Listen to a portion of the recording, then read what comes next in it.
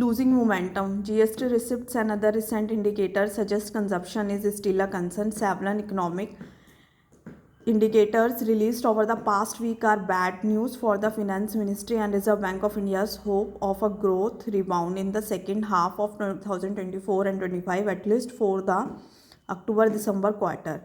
While GDP growth slipping to 5.4% in the second quarter was termed as transient blip, policymakers have acknowledged slowing consumption demand led by restrained spending trend in urban India. They also have exuded optimism about a festive boost from cities along with a resilient rural demand outlook lifting the momentum. The latest data points are also important as they are part of finger gauges for the finance ministry to assess before it finalizes its economic blueprint for 2025-26 in the February 1 union budget. Bank credit growth has slowed for the fifth straight month in November, while core infrastructure sectors, about 40% of industrial output, expanded at a 4-month high pace of 4.3%. However, production levels were 3.3% below October, with 6 of 8 sectors operating at lower capacities.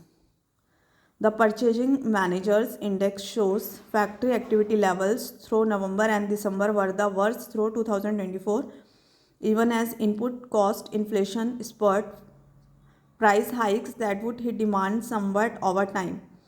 The Goods and Services Tax (GST) receipts for December, based on transactions concluded in November, don't have much scorer to offer either, especially on the consumption engine of the economy. Gross revenues were at a 3-month low of almost 1.77 lakh crore and just 7.3% higher than last year, marking the joint second slowest upstick in 3.5 years. December's revenues, in fact, marked the fourth straight month of below 10% growth, with the pace decelerating every passing month, and the year-to-date rise in revenues is now just 8.6%, making the 11% growth estimate in the budget a tall task to catch up with in the final quarter. Net revenues after refunds were just 3.3%, the slowest this fiscal, although this may partly be explained by high refund payouts in December. Revenue growth from domestic transactions slowed to 8.4%, while import revenues grew just 3.9%.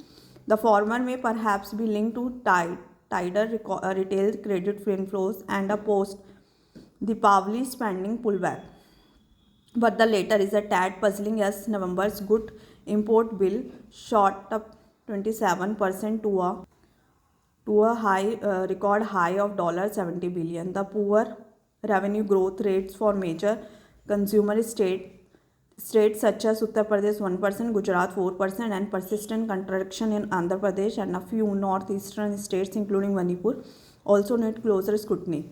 For the budget's formulation, the center would do well to try to understand and address the pain points afflicting consumption, including high inflation.